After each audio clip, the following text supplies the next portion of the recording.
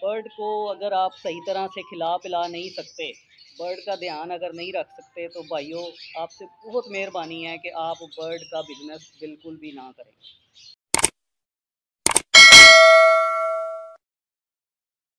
अस्सलाम वालेकुम दोस्तों, क्या हाल चाल हैं। उम्मीद करता हूँ सब माशाल्लाह ठीक ठाक होंगे। मैं हूँ आपका अपना दोस्त मुबीन अख्तर, पाकिस्तान के प्यारे शहर लाहौर से। जैसा कि पिछली वीडियो में आपको बताया था कि इस वीडियो में हम लोग टेम्परेचर पे बात करेंगे कि बढ़ता हुआ टेम्परेचर जो है उसको किस तरह से कंट्रोल करना है और अपने बर्ड्स को आपने क्या क्या चीज़ें यूज़ करवानी है। तो माशाल्लाह आज उसी पे ही बात करेंगे। जो मेरे जैसे नए फैंसियर्स हैं उनके लिए है, मैं अपना तजर्बा उनके साथ शेयर करूंगा, इंशाल्लाह उनको भी फ़ायदा होगा। तो सबसे पहले बात करते हैं, एक तो जिनके शेड छत पे हैं और ओपन शेड हैं, जिन्होंने फाइबर की छतें लगवाई हुई हैं शेड के ऊपर, उन्होंने टेम्परेचर जो है वो किस तरह से मतलब कंट्रोल करना है। जिस तरह से मैं अपने शेड में कंट्रोल करता हूँ वो आप लोगों के साथ डिस्कस करूँगा। फाइबर की जो छत होती है, इससे धूप बहुत तेज़ी से नीचे पड़ती है, हीट बहुत तेज़ी से नीचे आती है। तो उसके लिए मैंने जो किया हुआ है, मैंने छत के ऊपर 2 इंच वाली थर्माकोल शीट लगाई हुई है। पूरे शेड पे 2 इंच वाली थर्माकोल शीट लगा के उसके ऊपर फिर मैंने ग्रीन कलर की पूरी शेड पे तरपाल लगाई हुई है। तो उससे होता है क्या है कि आपका जो टेम्परेचर है वो काफ़ी हद तक कंट्रोल हो जाता है। दूसरा, ऊपर छत पे आपका शेड है तो आपने उसकी वेंटिलेशन का बहुत ज़्यादा ख्याल रखना है, बिल्कुल बंद नहीं होना चाहिए। मेरा शेड जो है वो वन साइड ओपन है। तो अल्लाह पाक का बड़ा शुक्र है कि इस सीज़न में तो मैंने एसी इंस्टॉल करवा लिया है। लेकिन पिछले सीज़न का तजर्बा आपके साथ शेयर करने लगा हूँ कि पिछले सीज़न में एसी नहीं था मेरे पास और मैं 2 कूलर यूज़ करता रहा हूँ। तो कूलर यूज़ करने के लिए आपको वेंटिलेशन बहुत ज़रूरी होती है। तो वो वेंटिलेशन जो है वो आपने किस तरह से करनी होती है कि कूलर के अपोजिट साइड पे आपने देखना होता है कि उसकी हवा की क्रॉसिंग जो है वो बहुत ज़रूरी है। इसलिए आपके शेड में अगर खिड़की है या ओपन साइड है तो उसके अपोजिट रख के आप कूलर लगाएं ताकि वेंटिलेशन जो है वो इजीली होती रहे। और जिन लोगों के बंद कमरे हैं, जो बंद कमरों में जिन्होंने बर्ड्स रखे हुए हैं, उनके लिए भी यही है कि वो खिड़की की साइड से हवा क्रॉसिंग होने का ज़रिया बनाएं। चाहे कूलर लगाएं, एसी लगाएं या पंखा लगाएं, लेकिन वेंटिलेशन जो है वो लाजमी होनी चाहिए। बर्ड्स के लिए वेंटिलेशन बहुत ज़रूरी है। और टेम्परेचर पे बात आती है तो टेम्परेचर जब आप चेक करते हैं तो टेम्परेचर आपके बर्ड्स का जो है वो आपने 30 मेंटेन रखना है। अब 30 गर्मियों में कैसे मेंटेन रखना है कि यार मैं अगर अफोर्ड कर सकता हूँ तो मैं एसी लगवा लूँ, नहीं तो मैं कूलर ले लूँ। कूलर में जो है वो आइस पैड वाले कूलर भी आए हुए हैं, ठीक है, नॉर्मल पानी वाले कूलर भी हैं, कुछ लोग सादा फ़ैन ही लगा देते हैं।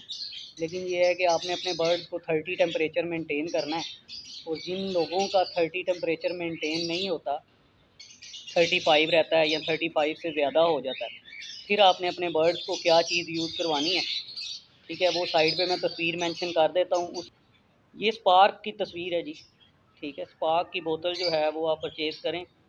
तो जिन शेड्स पे टेम्परेचर 35 से प्लस रह रहा है वो अपने बर्ड्स को स्पार्क यूज़ करवाएं।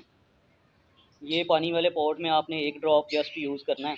आपके बर्ड्स के लिए माशाल्लाह ये हेल्थ के लिए भी बहुत अच्छा है, ठीक है, इलेक्ट्रोलाइट्स के तौर पे यूज़ होता है ये बिल्कुल। और पिछले साल जो मैंने जो चीज़ें यूज़ की हैं वो 35 प्लस जब मेरा टेम्परेचर होता रहा है तो मैंने यही यूज़ किया है, ठीक है। जब 35 या 35 से नॉर्मल टेम्परेचर रहता रहा तो सीमेंस का इलेक्ट्रोलाइट्स जो है मैंने वो यूज़ किया है। उसकी भी तस्वीर मैं साइड पे ये मेंशन कर रहा हूँ, वो भी तस्वीर आप देख लीजिएगा।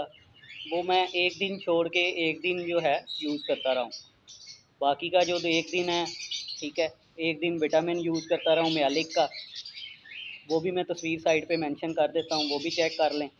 और एक दिन जो है वो प्रोटेक्सिन यूज़ करता रहा हूँ, वो भी मैं तस्वीर साइड पे मेंशन कर रहा हूँ, तो वो भी आप भाई देख लें, ठीक है। और एक दिन जो है वो एप्पल विनीगर यूज़ करता रहा हूँ, यानी कि 3 दिन ये 3 डिफरेंट चीज़ें यूज़ करता रहा हूँ और 3 दिन जो है वो सीमेंस का इलेक्ट्रोलाइट्स यूज़ करता रहा हूँ। लेकिन माशाल्लाह माशाल्लाह बर्ड्स बहुत हेल्दी और बहुत अच्छे मतलब के टेम्परेचर 35 टेम्परेचर में रहे हैं। तो इसलिए आप लोगों ने बेएहतियाती बिल्कुल नहीं करनी। टेम्परेचर एकदम से आजकल अभी गर्मी इतनी ज़्यादा स्टार्ट नहीं हुई और टेम्परेचर जो है 35 तक पहुंच चुका है। दोपहर को जब मैं शेड में अक्सर जाता हूँ, चक्कर लगता है मेरा, तो 35-34 टेम्परेचर हुआ होता है। तो इसलिए ज़रा ध्यान रखना है आपने कि अभी तो मैंने एसी चलाना स्टार्ट नहीं किया, लेकिन यह है कि मुझे लग रहा है कि 1-2 दिनों में हमें दोपहर के टाइम एसी चलाना स्टार्ट करना पड़ेगा, ताकि आपका जो टेम्परेचर जो लास्ट क्लच आप लोगों का आया हुआ है वो पूरे का पूरा माशाल्लाह सही तरह से बच जाए। तो उसके लिए आपने टेम्परेचर जो है वो 30 से नीचे या 30 मेंटेन करके ही रखना है। तो फिर मैं आप लोगों को सब भाइयों से डिस्कस यही कर रहा हूँ कि ये 4 से 5 चीज़ें जो मैंने बताई हैं, ये गर्मियों में आपने 3 से 4 मंथ यूज़ करनी है इंशाल्लाह। ये 4 चीज़ें यूज़ करने के बाद इनके आप रिज़ल्ट देखेंगे, ठीक है, और फिर आप मुझे दुआओं में याद रखेंगे।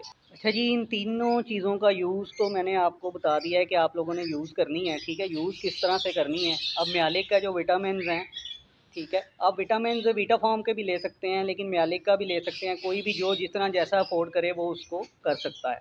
आप अगर म्यालिक का मैं यूज़ करता हूँ तो 1 सीसी यूज़ करता हूँ मैं 1 लीटर पानी में, ठीक है। उस हिसाब से आप लोगों ने यूज़ करना है। प्रोटेक्सिन और सीमेंस का जो इलेक्ट्रोलाइट्स है, ये मैं 2 ग्राम यूज़ करता हूँ 1 लीटर पानी में। तो आप लोगों ने भी इसी तरह से यूज़ करना है ये, ठीक है। और जो एप्पल विनीगर है वो मैं 1 लीटर पानी में 1 चम्मच यूज़ करता हूँ। तो ये तीनों चारों चीज़ें हैं, इन पे ख़ास आप लोगों ने ध्यान रखना है और ये लाजमी अपने बर्ड्स को यूज़ करवाएं। इनका बहुत अच्छा रिज़ल्ट है। मैंने पिछला सारा साल यही यूज़ किए हैं, ठीक है। इसी साल भी यही चीज़ें यूज़ करूँगा इंशाल्लाह। मेरे किसी क्लच में 6 से कम अंडे नहीं आए माशाल्लाह। तो आप लोगों ने बेएहतियाती बिल्कुल नहीं करनी, ठीक है। रेगुलर यूज़ करने हैं, ये नहीं करना कि यार बस एक दिन हफ्ते में यूज़ कर लिया बहुत है। बर्ड को अगर आप सही तरह से खिला पिला नहीं सकते, बर्ड का ध्यान अगर नहीं रख सकते, तो भाइयों आपसे बहुत मेहरबानी है कि आप बर्ड का बिज़नेस बिल्कुल भी ना करें। ये लाइफ स्टॉक है, इसको अपने बच्चों की तरह लेके चलें कि जैसे आप अपने बच्चों को पालते हैं उसी तरह इनको भी पालें। दुआओं में याद रखिएगा। अल्लाह हाफ़िज़।